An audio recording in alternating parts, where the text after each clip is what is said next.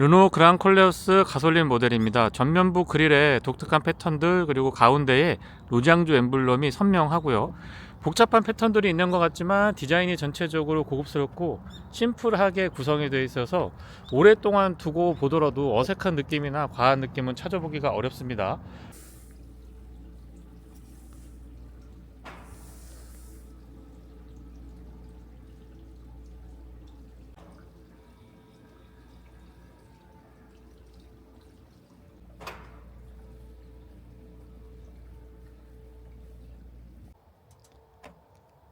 키 온락을 했을 때 LED 조명이 차량의 주변부를 밝게 비춰줍니다. 앞뒤도 손잡이에 간접 조명 같은 것도 있었으면 더 좋겠고요. 도어를 열어보면은 리플렉터 빠진 건 살짝 아쉽고, LED 조명이 글쎄요 조금 더 밝게 나왔으면 좋겠다는 생각이 들고요. 풋램프 없는 것도 아쉽습니다. 앞좌석 도어를 열어봐도 리플렉터는 좀 아쉽고요. 대신에 상단에 앰비언트 라이트가 꽤나 근사하게 자리 잡고 있는데, 실내에서 앰비언트 라이트는 앞뒤 도어 이 측면에만 위치하고 있습니다. 앞쪽은 그래도 LED 조명이 좀 밝은 편이죠. 앰비언트 라이트랑 야간에 실내 다시 한번 보여드려 봅니다. 좌우측에 도어에 앰비언트 라이트 선명하고요. 아무래도 오픈할 때문에 그런 것 같습니다. 디스플레이 3개가 크러쉬패드 중앙에 이렇게 자리 잡고 있다 보니까 앰비언트 라이트는 도어 쪽으로만 신경을 좀 쓴 것 같아요. 센터 터널 쪽에도 테스리디 부분에 앰비언트 라이트 들어가 있으면 더 좋았을 것 같긴 해요. 헤드램프는 LED 타입이고요.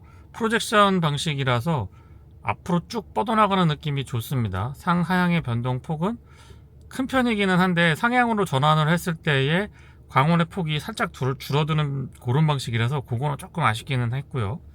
조사각 조절이 가능한데 한 레벨씩 내려볼게요. 총 3단계로 이루어져 있고요. 한 레벨씩 올려보겠습니다. 한꺼번에 내려볼게요. 조절폭이 굉장히 크죠. 한꺼번에 올려보겠습니다. 상향등과 하향등 그리고 비상등까지 모두 다 점등시킨 상태고요. DRL은 방향지시등과 그 기능을 공유하고 있는데 아래쪽이 그렇습니다. 바깥쪽 커버 LED로 방향지시등 챙겨뒀고요. 바로 아래쪽에 잔상 같은 것도 이 부분이 살짝 보이는 것 같기는 한데, 실제 나와서 보면 이 정도로 보여서 전혀 거슬리는 건 없고요. 실내에서 봤을 때는 이 직진선만 쭉 뻗어나가서 그 부분이 더 도드라지는 것 같았는데, 막상 나와서 보면 아무래도 전면 유리의 틴팅 때문에 영향을 좀 받는 것 같습니다. 막상 나와서 보니까 광원의 폭도 빠지지 않습니다. 폭 넓게 그리고 멀리 야간 시야 잘 확보해주고 있습니다. 최신 차량답게 테일라이트, 방향지시등, 번호판 보조 등은 모두 LED 구성입니다.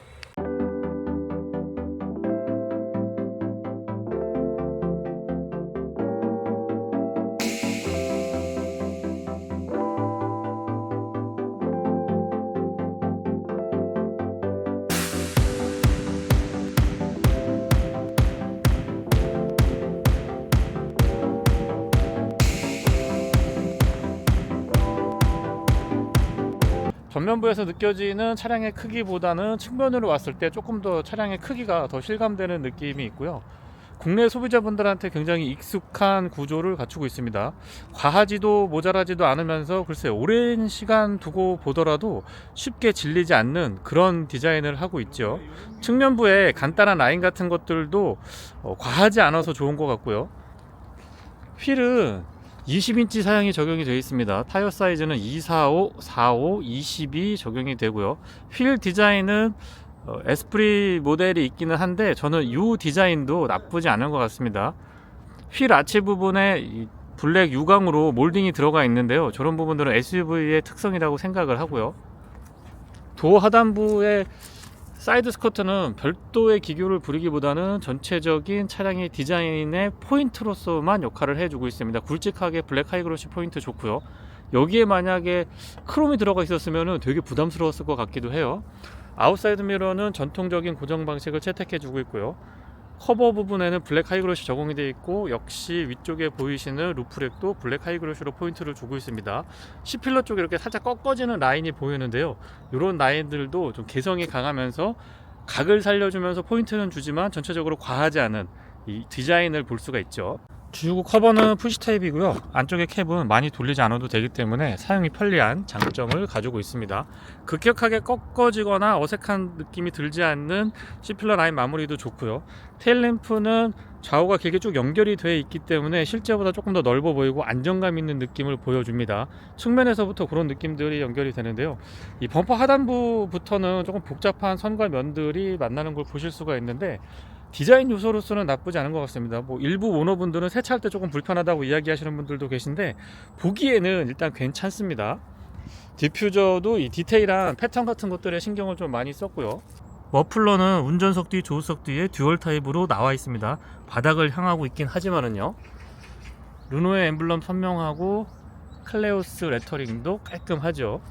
이 스포일러 크기가 적당한데 조금 더 길게 뽑아내면서 와이퍼를 이 위쪽으로 좀 숨겼으면 훨씬 더 뒤쪽이 깔끔하지 않았을까 싶은 생각이 듭니다.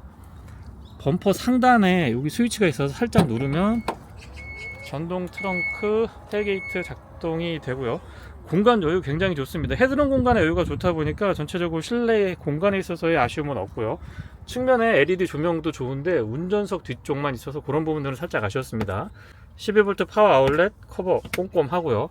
운전석 측면은 바닥에 이렇게 파여 있어서 조금 더 공간 활용도를 가져갈 수가 있고요. 아래쪽에 보시면 여기도 공간이 굉장히 깊고 넓어서 이 공간만 잘 활용하셔도 위쪽에 뭐 지저분한 거 올릴 필요가 없을 것 같아요. 굉장히 넓죠. 소화기 기본 배치가 되어 있고요. 이 스티로폼으로 되어 있는 틀을 들어 올리면 바닥을 조금 더 공간을 쓸 수가 있습니다. 그리고 조금 전에 보여드렸던 이 바닥 패드 같은 것들도 되게 두툼하게 잘 처리가 되어 있습니다. 공간의 여유가 좋기 때문에 이런 차들은 여기에서 이렇게 잡아 당겨서 시트백을 넘길 수 있게 해줘야 되는데, 그 부분도 살짝 아쉽긴 했어요. 2열 등받이를 접어 보면은 완전히 평평하진 않지만 비교적 평평한 편이기 때문에 헤드룸 공간하고 뒤쪽으로 이어지는 공간까지 보면 차박이나 솔캠용으로 괜찮죠. 2열 등받이 접었을 때 전체적인 공간 뒤쪽에서부터 한번 쭉 보여드려 봅니다. 확실히 이 헤드룸 공간에 여유 있는 차들은 2열 등받이를 접었을 때 확보되는 공간이 여유가 좋습니다. 위쪽에 손잡이 꼼꼼하게 잘 배려를 해줬고요. 버튼을 누르면 전동 테일게이트 닫을 수가 있습니다.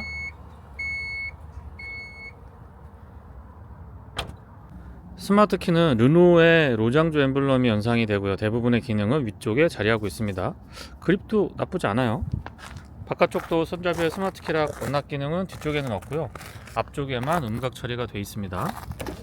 도어는 차량 크기에 딱 적당한 수준 정도고요.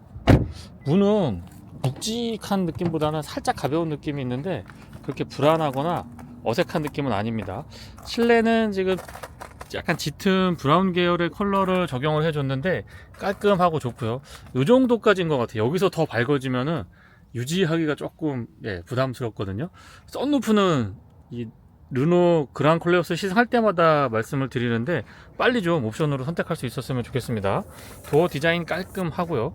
이런 패턴 같은 것들도 예쁘고 정갈하게 잘 적용을 해준 것 같습니다. 시트는 2개까지 메모리 가능하고요. 핸들 같은 것들도 기능 면에서 그리고 디자인 면에서 아쉬움은 없죠. 윈도우 컨트롤은 올 오토 타입 적용이 되어 있고요. 웹포켓 크기나 이 파티션 같은 거는 좋은데 각도만 조금 더 벌려줬으면 싶은 생각이 듭니다. 레버를 통해서 전동 테일게이트 동작시킬 수가 있고요. 플레이트 상단에 알루미늄이나 그 밖에 장식은 없습니다. 시트 구성은 깔끔한데요. 이 시트가 생각보다 안장도 그렇고 등받이도 그렇고 앉아있으면 참 편했던 것 같습니다. 4웨이 럼버 서포트 좋고요. 특히나 이 등받이 같은 경우는 보시는 것처럼 이 날개 부분이 많이 나와 있는 편에 속하기 때문에 몸을 아주 잘 잡아줍니다. 헤드레스트 쿠션감 같은 것들은 괜찮기는 한데 자꾸 타보니까 조금 더 좀 폭신폭신했으면 어떨까 싶은 생각이 들어요. 센터 터널은 디자인의 전체적인 흐름을 유지하면서도 약간 높은 형태를 띠고 있고요.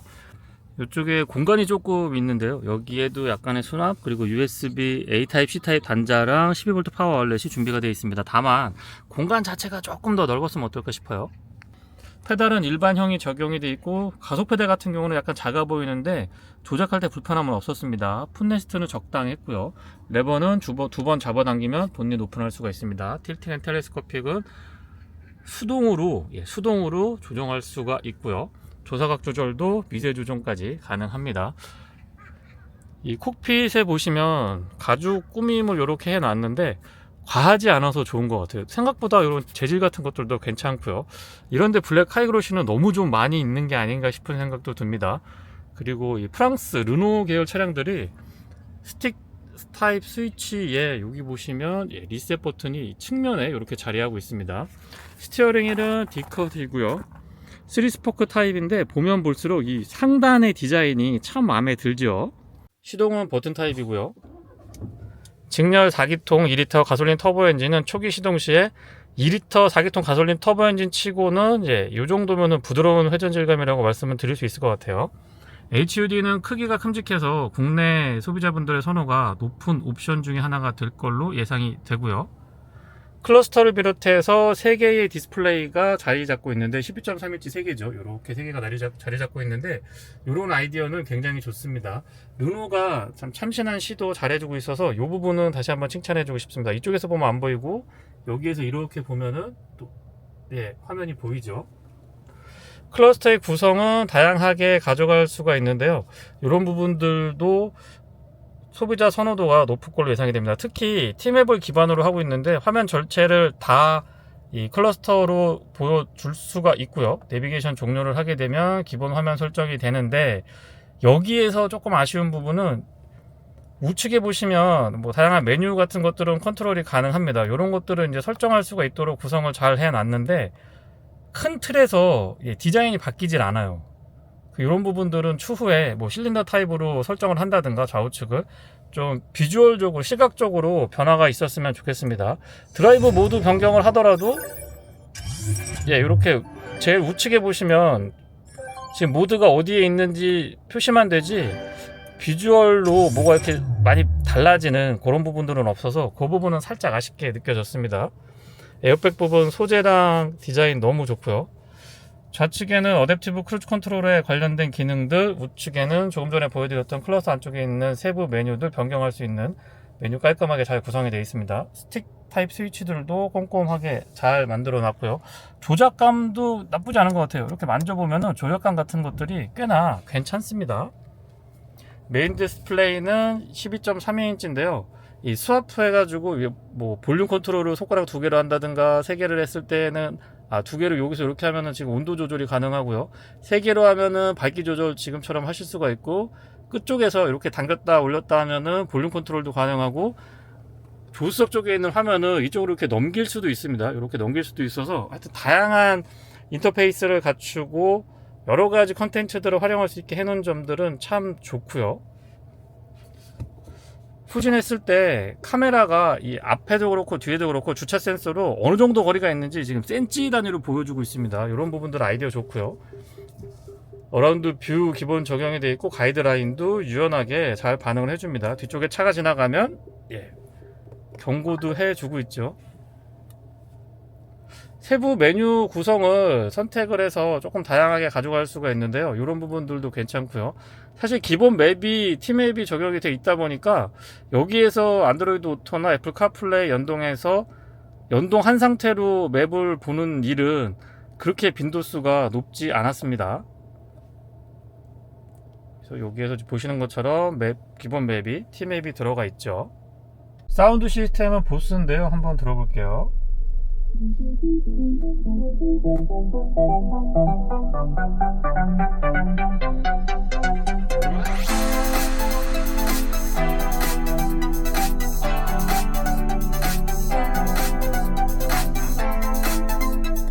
옵션으로 충분한 선택 가치가 있고요. 소소한 부분이긴 합니다만은 끌기 기능을 지원을 해줍니다. 패널 자체에서 다양한 컨텐츠, 다양한 이 손으로 조작하는 것들을 지원을 해주는데 그 대표적인 부분으로 끌기 같은 것들, 소소한 부분이지만 끌기 기능 지원을 해줘서 다양한 콘텐츠 활용할 때 조금 더 편리하게 사용할 수 있었습니다. 에어벤트 형상은 슬림하면서도 이 전체적인 디자인과 잘 어우러지고요. 위치는 살짝 가운데에 있어서 불편하지 않을까 했는데 기능상의 아쉬움은 없었습니다.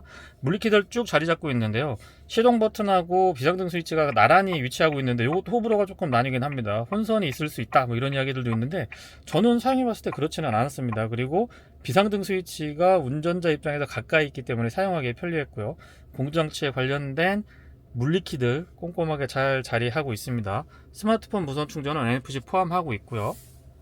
기어 노브는 후진해서 뒤까지 딸깍딸깍 두 번씩 해서 한 번에 왔다 갔다 할 수 있도록 되어 있습니다. 그 다음에 좌측으로 이렇게 옮겨 가지고 좌우측으로 플러스 마이너스가 되거든요. 요거는 기어를 올렸다 내렸다 하는 그 용도로 쓸 수가 있죠. P는 버튼 타입으로 구성이 되어 있고요. 전자식 파킹 브레이크는 뒤쪽에 자리하고 있습니다. 드라이브 모드는 여기에서 다이얼로 동일되는 방식. 지금 작동을 한번 시켜보면 효과음이 굉장히 화려하죠. 에코, 컴포트, 스포츠, AI, 스노우 이렇게 5가지 모드 포함이 되어 있습니다.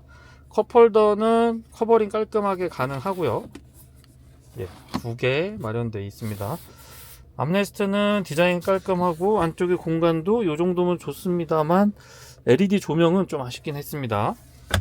조수석 수납은 이렇게 눌러서 열리는 방식이고 천천히 떨어지죠. 안쪽에 공간 여유 괜찮습니다. 위쪽으로 올라가는 내장재도 이 질이 괜찮죠. 선바이저 크기 적당하고 클립은 여기 바깥쪽에 이렇게 나와 있거든요. 카드 같은 거 보관하시면 좋습니다. 안쪽에도 물론 있고요. 거울 크기는 조금 더 이게 컸으면 좋겠고 높았으면 좋겠고요. LED 조명은 커버랑 연동이 되어 있고 밝기도 은근해서 좋았습니다. SS 코일 포함이 되어 있고요. 전 실내등은 모두 LED 구성입니다. 거울은 테두리 부분이 얇고 투명하기 때문에 실제보다 시야가 좀 시원시원하고 넓게 보이는 장점이 있고요. 바깥쪽 거울도 시야 괜찮습니다. 기본적으로 광각기가 살짝 있는데 구획을 나눠서 좀 더 강하게 줬으면 어떨까 싶은 생각이 드는데요. 뒷좌석입니다. 도어 개폐가 괜찮은 편에 속하고요. 깔끔하게 유리는 끝까지 다 내려갑니다. 디자인은 앞쪽하고 마찬가지로 이런 패턴 같은 것들이 정갈하게 잘 자리하고 있고요. 내포켓 넉넉합니다. 발공간에 보시면 가운데 턱이 거의 안 느껴질 정도거든요. 살짝 있는 정도이기 때문에 성인 남성 셋이 앉아도 불편하지 않고요. 발공간, 무릎 공간에 여유 좋습니다. 안장도 편안한 편이고 등받이 각도 조절이 지금 이 정도밖에 안 되거든요. 거의 뭐 눈으로 잘 안 보이실 것 같기도 한데 한 클릭 정도만 조절이 가능한 것 같아요. 그래서 운전석 뒤, 조수석 뒤에 차를 뒀는데 이 화면으로 그렇게 크게 많이 다가오실 것 같지는 않습니다. 헤드레스트는 앞쪽과 마찬가지로 조금만 더 폭신했으면 좋겠다는 생각이 들고요. ISO 픽스 기본 적용이 되어 있고 암레스트는 내려보면 컵홀더 2개를 오픈 타입으로 가지고 있습니다. 가운데도 헤드레스트는 꼼꼼하게 잘 갖춰졌고요. 무릎 공간은 주먹 3개 정도는 여유 있게 들어갑니다. 앞좌석을 제가 약간 뒤로 밀어놨는데도 하여튼 발 공간, 무릎 공간 여유는 굉장히 좋은 편입니다. 에어벤트 갖춰놓고 있고요. 뒤쪽에서도 이 공조장치를 조절할 수가 있거든요. 참고로 이 차는 3존 컨트롤이 가능합니다. 운전석, 조수석, 뒤쪽을 통합으로 해서 3존 컨트롤 가능하고요. 통풍은 없고 열선만 3단으로 조절할 수 있도록 되어 있습니다. 아래쪽에 USB-C 타입으로 충전 단자 2개 갖춰놨고요. 시트백 포켓은 지금 보시는 것처럼 그물 타입으로 해놨는데 실용적인 편이죠. 오픈 R이라고 해서 3개의 디스플레이가 나란히 자리하고 있는데 아이디어 굉장히 좋습니다. 여기 보이시죠? 조석에 디자인도 깔끔하고 오래 시간이 지나고 보더라도 이렇게 쉽게 질리거나 하는 그런 디자인은 아닙니다. 특히 이 스티어링 휠 위쪽 에어백 디자인하고 소재 부분은 저는 정말 마음에 드는데요. 처음 이 차를 받고 주행할 때 놀랐던 부분은 미션의 반응입니다. 조금 오버하면 CVT의 그 느낌이 난다 라고 이야기를 할 수 있을 정도로 굉장히 매끈한 변속 질감을 보여줬는데요. 하이브리드 그리고 4륜 구동 8단 미션이 장착되어 있는 4륜 구동 모델에 이어서 2륜 구동 모델을 가장 끝에 제가 지금 시승해 보고 있는데 이 매끈한 변속 질감이 굉장히 우수하다라는 점 말씀을 드려보고 싶고요. 정말 조금 오버하면은 CVT인가? 라고 착각이 들 정도로 듀얼 클러치 미션 특유의 그 약간의 울컥거림? 슬림 나는 듯한 그 느낌에 대한 제어가 상당히 잘 돼 있네요. 연비는 복합 기준으로 리터당 11.1km고요. 도심에서는 9.8, 고속도로에서는 13.1km인데 100% 도심 주행만 했을 때의 연비는 8km 후반에서 9km 초반 정도 나오는 것 같습니다. 그리고 앞쪽에는 100% 스테레오, 뒤쪽에는 멀티링크의 서스펜션 구조인데요. 20인치 휠 타이어를 채택하고 있는 차량이기 때문에 조금 튀지 않을까라고 생각을 해봤는데 그렇지도 않습니다. 개인적으로 그 질문 많이 하시더라고요. 하이브리드, 4륜, 2륜 어떤 걸 선택하겠냐라고 이야기를 하시는데 저는 좀 특이한 거 선택하고 싶은데요. 일단 4륜에 가솔린 4륜에 썬루프가 달려있고 19인치 휠을 선택할 수 있다면 그 조합이 가장 좋지 않을까라고 생각을 합니다. 20인치 휠 타이어를 끼고 있는 차량을 하이브리드, 가솔린 4륜, 2륜 다 타봤는데요. 19인치 가솔린 2륜을 제가 타봤거든요. 그 차량이 개인적인 성향에 있어서 승차감도 그렇고 연비라든가 뭐 순간적인 발진 가성 아주 미묘한 차이가 있긴 합니다만은 저는 제일 마음에 들더라고요. 그래서 19인치를 채택하고 있는 4륜 구동 모델에 썬루프가 있다면 4,000 왔다 갔다 하는 그 4,000 언저리 정도로 구매가 가능하다면, 선택이 가능하다면 그 모델이 제 개인적인 취향에서는 가장 베스트이지 않나 싶은 생각이 듭니다. 이 개인 취향은 저는 많이 다르고 상대적인 부분이기 때문에 어떤 게 맞다 틀리다라고 이야기할 수는 없을 것 같고요. 뭐 개인 성향에 따라서, 취향에 따라서, 그리고 라이프 스타일에 따라서 달라질 거라고 생각을 하는데, 일단 하이브리드 모델은 도심 주행이 많은 분들한테 적극적으로 추천드립니다. 전체적으로 이 연간 누적 주행 거리가 긴 분들한테도 추천을 드리지만은 라이프 스타일이 거의 도심 주행이 많다라고 하시는 분들한테 하이브리드 적극적으로 추천드리고요. 4륜 모델은 저처럼 좀 차에 관심이 많거나 이 밸런스를 중요시하는 분들, 그리고 SUV지만은 달리기를 절대 포기 못 하시는 아버지분들이 계세요. 아빠분들이 계신데 그런 분들을 위해서 선택지를 좀 드려보고요. 가솔린 2륜 전륜 모델은 가장 무난하죠. 아마 본륜 모델이 될 걸로 조심스럽게 예측을 해보는데, 경제적인 부분에서 이 가격 부담이 가장 적고요. 사실 뭐 이 정도라고 하면 다른 국산 브랜드 경쟁 차량의 아래 등급하고 비교를 할 수 있을 정도로 가격 경쟁력이 좀 괜찮거든요.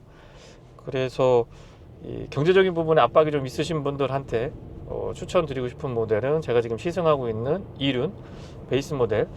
아마 테크노하고 아이코닉하고 에스프리 알핀 이렇게 구성이 되고 있는 걸로 알고 있는데, 지금 이 차량은 이제 아이코닉에 옵션이 많이 들어가 있어서 4천만 원을 훌쩍 넘는, 4천만 조금 넘죠. 4천만 원 조금 넘는 가격대를 형성하고 있는데, 3천 한 중후반 정도로 2륜 모델 선택하시는 것도 굉장히 좋은 선택지가 될 것 같습니다. 다시 정리해드리면, 제가 어떤 걸 제일 선호하나 선택할 수 있다라고 한다면 저는 가솔린 4륜에 썬루프가 있었으면 좋겠고, 그리고 19인치 휠, 20인치 휠 타이어는 선택 안 할 것 같아요. 부드럽고 가벼운 악셀 반응도 좋고요.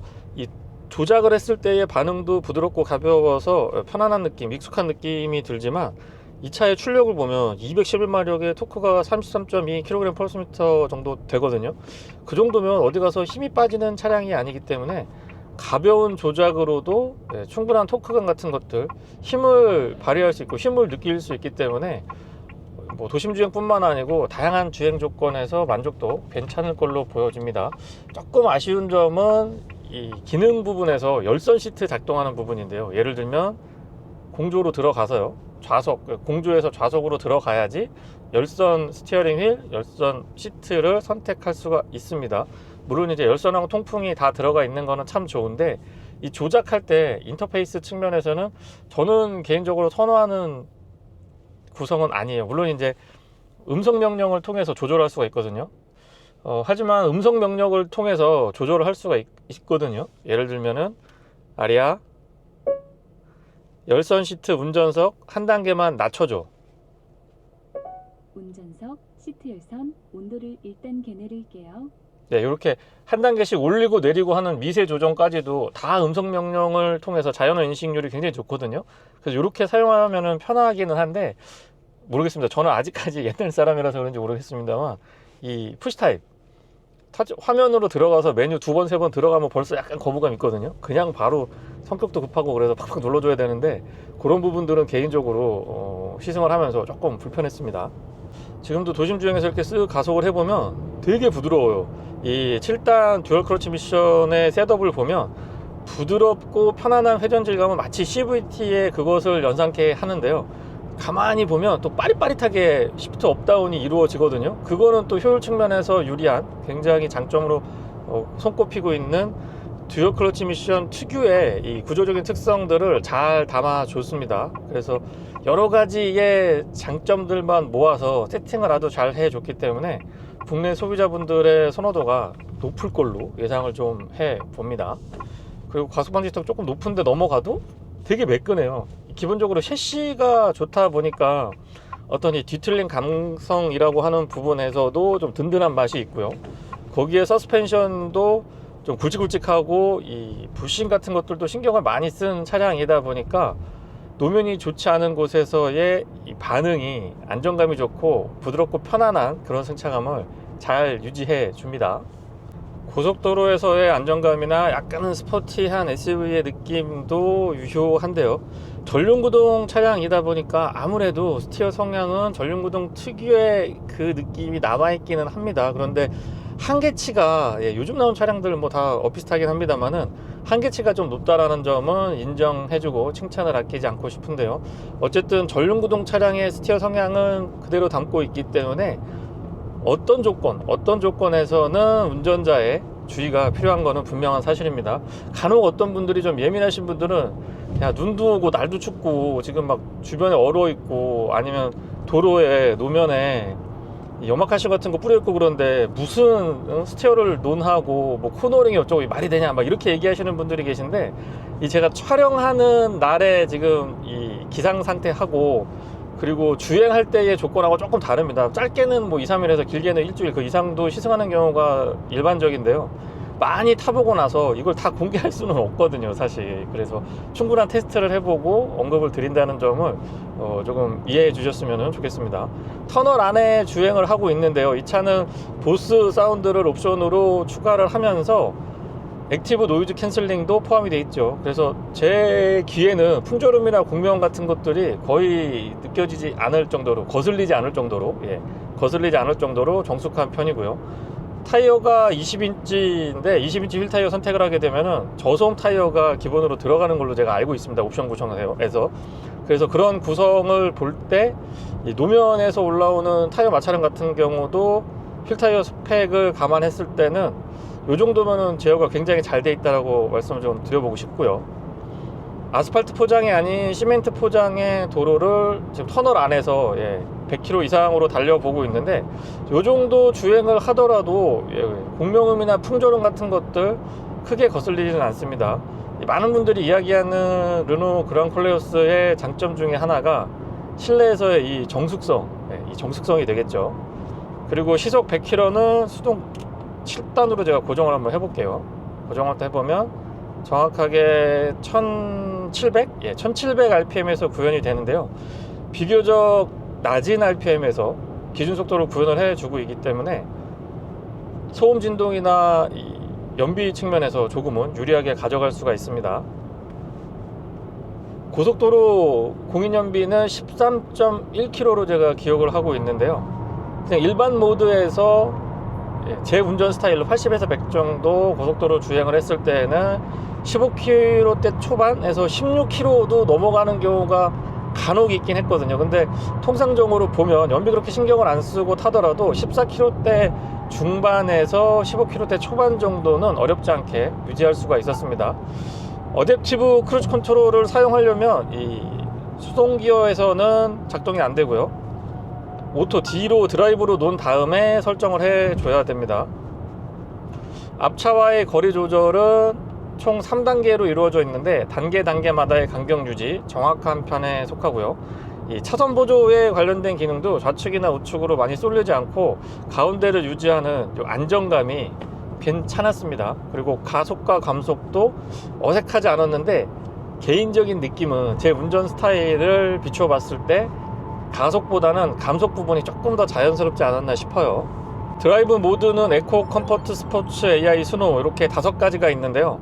컴포트랑 에코도 제법 차이가 납니다. 스포츠 모드에서의 이 다이나믹한 느낌도 좋았고요. 근데 거의 뭐 AI로 놓고 다니면 크게 그렇게 드라이브 모드 신경 안 쓰고 편안하게 주행하실 수 있습니다. 그리고 어떤 분들은 또 제가 운전할 때 야, 그 차, 이 차 르랑콜레오스 이렇게 보타가 심하냐 막 이런 분들이 계신데, 그거는 조향 보조를 켜놨을 때, 그다음에 차선 유지 보조 막 이런 그 ADAS에 관련된 복합 기능들이 있는데, 그게 설정이 돼 있으면은 예를 들면 이렇게 가다가 이쪽으로 좀만 가려고 그러면 얘가 이렇게 움찔움찔 하거든요. 그래서 그게 움찔거리니까 제가 수평을 잡으려고 약간 힘을 줘서 화면에는 마치 이 차가 보타가 많은 것처럼 이렇게 찍혔더라고요. 4륜 모델 때부터는 제가 좀 이제 익숙해져 가지고 그 안전장치를 다 오프 시켜놓고 하면 지금처럼 이렇게 안정감 있게 화면상으로 아마 편안하게 보이실 겁니다. 이렇게가 되는데 그게 켜있기 때문에 좀 움찔움찔하고 막 인위적으로 제가 스티어링 휠을 조작하는 것처럼 불편하게 보이실 수가 있는데, 이 차 제가 봤을 때 보타가 절대 많은 편이 아니다라는, 안정감이 굉장히 좋거든요. 그 점도 말씀을 드리고, 또 하나는 ADAS 기능 중에 이 주변에 이렇게 달리다 보면 차속 제한속도 간판이 보이거든요. 그거 이제 여기도 표시를 해줍니다. 근데 그게 전멸만 되느냐 소리까지 같이 되느냐라고 옵션이 있는데, 기본적으로 전멸하고 깜빡깜빡하고 소리가 같이 들어갑니다. 그래서 이렇게 주행하다 보면 띵띵띵 하고 계속 소리가 나는데 그 부분도 꺼줘야 돼요.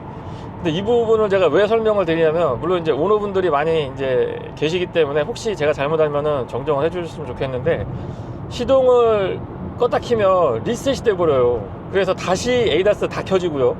그리고 제가 말씀드렸던 이 주변 속도 인식해가지고 전멸 여기서 깜빡거림하고 소리를 인식해주는 그 옵션이 다시 부활을 하기 때문에 계속 삥삥삥 소리는 나죠. 그리고 보타 있는 것처럼 막 이렇게 움찔움찔하죠. 이 화면에 보면 이 주황색 불 하나 있는데 그게 딴 게 아니고 제가 그거 꺼버린 거거든요.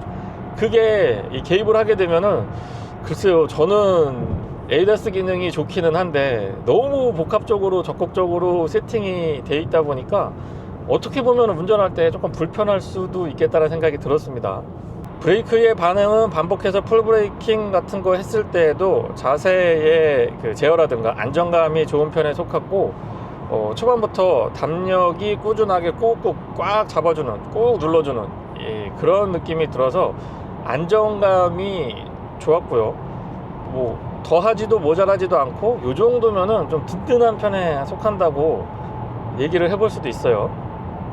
지금 AI 모드로 뭐 한 80에서 100 정도 왔다 갔다 크루징 하고 있는데, 순간 연비 보면 막 18, 19 나오고 20, 30 막 이렇게 나오는데 큰 의미는 두지 않습니다. 제가 보통 연비를 언급 드릴 때에는 최소한 50km 이상은 같은 조건에서 주행을 해보고 말씀을 드리는 거기 때문에 좀 전에 설명을 했던 고속도로 주행 연비를 참고해 주시면 아마 실연비에 가깝지 않을까 싶고요. 지금 날씨가 조금 추운 상태에서 주행을 하고 있기 때문에 날씨가 조금 올라오면은 연비의 변동폭은 있을 수 있습니다. 아무튼 전륜구동 SUV 치고는 세팅 괜찮다, 다시 한번 말씀을 드려보고요. 저는 가장 인상적이었던 건 이 4륜, 가솔린 4륜의 8단 미션의 4륜 조합이었는데, 밸런스가 하이브리드 모델 탔을 때도 코너링에서 이 무게중심이 배터리가 가운데 이렇게 세로로 들어가는 걸로 알고 있거든요.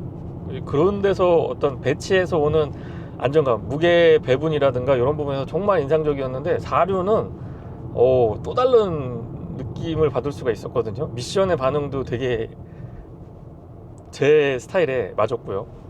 그래서 그 부분은 다시 한번 인정해주고, 또 진짜 괜찮은 기억이었다라는 거 말씀을 드려봅니다. 전륜치고는 잘 버텨주는 편이에요. 물론 전륜구동 특유의 스티어 성향은 담고 있지만은요.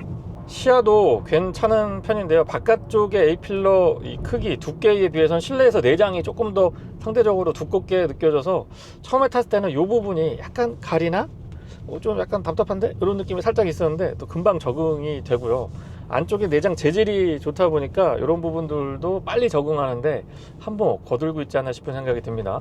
아웃사이드 미러도 이 위치가 전통적인 A필러 끝부분에 딱 위치하고 있기 때문에 익숙하면서도 시야가 생각보다 괜찮습니다. 도심주행이나 고속도로뿐만 아니고 이 국도 구간에 왔을 때에도 승차감이라든가 차량에 대한 크기에 대한 부담감은 크지는 않고요. 승차감도 익숙하죠. 다만 지금 공기압이 조금 38 정도 차 있거든요. 그래서 저는 34에서 35 정도 많이 선호하는데 조금 이 텐션이 있는 편입니다. 롤하고 피칭에 대해서도 20인치 휠 타이어가 들어가다 보니까 조금 더 제어가 잘 되는 것 같고요. 과속 방지 턱 넘을 때도 매끈하고, 가속 페달에 힘을 제가 이렇게 줘보면 듀얼 크러쉬 미션들은 움찔움찔하는 그 특유의 좀 불편한 느낌? 약간 이질감이 느껴지는 그런 느낌이 드는데, 이 차는 초반 세팅 되게 잘 해놨어요. 물론 이제 스포츠 모드에서는 듀얼 크러쉬 미션 그 특유의 빠릿함을 충분히 끌어낼 수 있는데, 일반적인 주행에서는 미션의 반응이 굉장히 부드럽다. 이 부분은 끝으로 다시 한 번 더 장점으로 강조를 한번 드려봅니다. 네, 이상 르노 그랑클레어스 가솔린 터보 2륜 구동 모델의 시승기를 마치겠습니다. 고맙습니다.